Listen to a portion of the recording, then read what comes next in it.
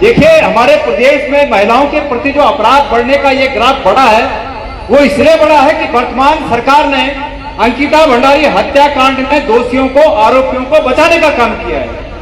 आपको याद होगा वो दिन कि जिस दिन अंकिता भंडारी का पोस्टमार्टम हो रहा था और हम लोग वहां गए तो पता चला कि वो रिजॉर्ट पास में है।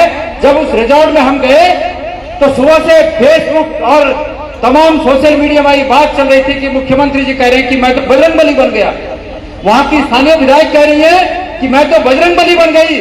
और कैसे बजरंगबली बन गई कि हमने वो रिजॉर्ट तोड़ दिया। हमें शंका हुई इस बात पर कि आखिर ये बात क्या है।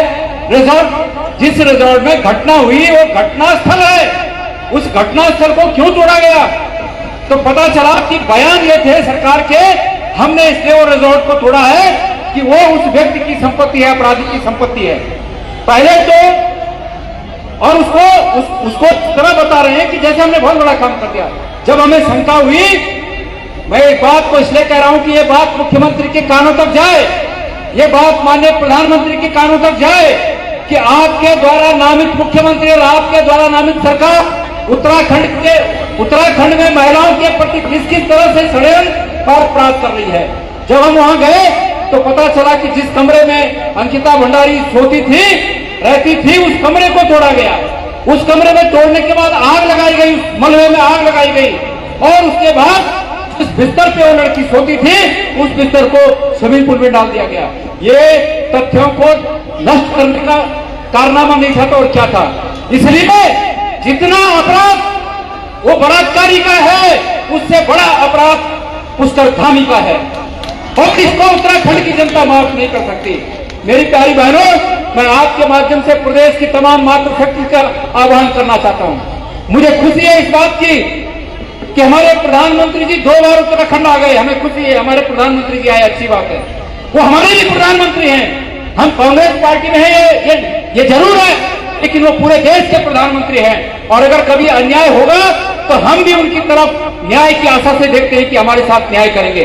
2 बार आ गए, लेकिन अंकिता भंडारी के मामले में नजर नीची करके चले गए। क्या हमारे प्रदेश की माताओं ने, बहनों ने बढ़ चढ़कर मोदी जी को प्रधानमंत्री इसलिए बनाया था कि जब ऐसे मसलों पर उनके विचार, वो छोटी छोटी बातों पर तो कहते रहते हैं। मुझे उत्तराखंड से प्रेम है, उत्तराखंड का पानी और उत्तराखंड का जवानी पहाड़ के काम आए, ये डायलॉग तो खूब करते रहते हैं। लेकिन जब न्याय करना था, जब सिर्फ एक आदेश देना था कि पुष्करधामी जी, मुख्यमंत्री जी, मैं कुछ नहीं जानता, आज शाम जब तक मैं उत्तराखंड की धरती पर मौजूद हूं तब तक वो तथाकथित वीआईपी सलाखों के पीछे हो जाना चाहिए, सिर्फ इतना कहना था। लेकिन अफसोस है कि प्रधानमंत्री जी नजर नीचे करके चले गए। क्या विश्वास करें हम। इसलिए आज ज्योति रौतेला, जो कि हमारी प्रदेश की महिला कांग्रेस की अध्यक्षा हैं, उनके नेतृत्व में तमाम हमारे जिलों से आई हुई हमारी बहनों ने ये जो बिगुल फूका संघर्ष का, हम सब लोग आपके संघर्ष को साथ देने के लिए यहाँ पर मौजूद हैं और आपके इस जज्बे को मैं प्रणाम करता हूं, नमन करता हूं। आज ज्योति रौतेला जी के नेतृत्व में महिला कांग्रेस द्वारा आयोजित इस मुख्यमंत्री आवास के घेराव के कार्यक्रम में, जो कि प्रदेश में महिलाओं के प्रति व्याप्त अपराधों को सरकार द्वारा अंकुश न लगाए जाने के खिलाफ यहाँ पर आयोजित किया गया है। जरा 2 मिनट जरा शांत रहना।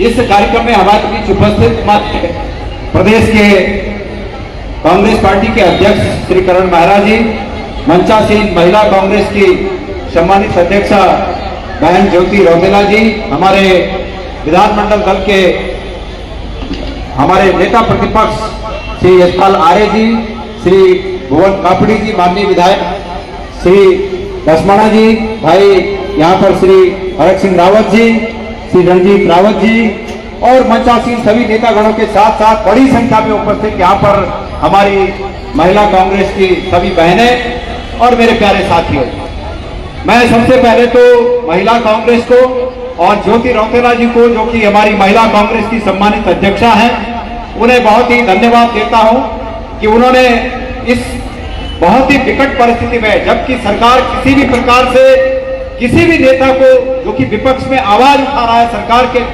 प्रतिकूल आवाज उठा रहा है, उसको किसी हाल तक कुचलने की कोशिश कर रही है। आपने निरंतर एक संघर्ष का बिगुल बजाया है और आज भी आप मुख्यमंत्री आवास के इस कार्यक्रम को सफलतापूर्वक संचालित कर रही हैं। आप सब बहनों का बहुत बहुत मैं आपको धन्यवाद देना चाहता हूं। देखिए, हमारी संख्या इतनी अधिक है, लेकिन इसमें प्रत्येक उस बहन का कंट्रीब्यूशन है जो बड़ी दूर दूर से चलकर यहां तक आई है।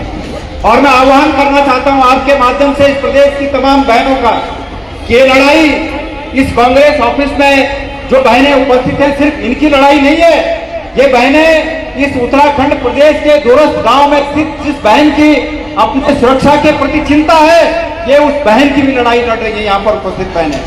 मैं आज सरकार को ये बात हमेशा कहते आया हूँ, हालांकि मैं अभी शॉर्ट में कहूंगा मुझे, क्योंकि आप और लोगों को भी बोलना है, फिर चलना भी है। देखिए, हमारे प्रदेश में महिलाओं के प्रति जो अपराध बढ़ने का ये ग्राफ बढ़ा है, वो इसलिए बढ़ा है कि वर्तमान सरकार ने अंकिता भंडारी हत्याकांड में दोषियों को, आरोपियों को बचाने का काम किया है। आपको याद होगा उस दिन कि जिस दिन अंकिता भंडारी का पोस्टमार्टम हो रहा था और हम लोग वहां गए तो पता चला कि वो रिजॉर्ट में पास में है। जब उस रिजॉर्ट में हम गए तो सुबह से फेसबुक और तमाम सोशल मीडिया में ये बात चल रही थी कि मुख्यमंत्री जी कह रहे हैं कि मैं तो बजरंगबली बन गया। वहां की स्थानीय विधायक कह रही है कि मैं तो बजरंगबली बन गई। और कैसे बजरंगबली बन गई कि हमने वो रिजॉर्ट तोड़ दिया। हमें शंका हुई इस बात पर कि आखिर ये बात क्या है। रिजॉर्ट, जिस रिजॉर्ट में घटना हुई वो घटना स्थल है, उस घटना स्थल को क्यों तोड़ा गया?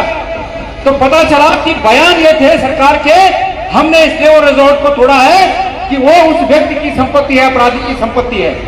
पहले तो और उसको इस तरह बता रहे हैं कि जैसे हमने बहुत बड़ा काम कर दिया।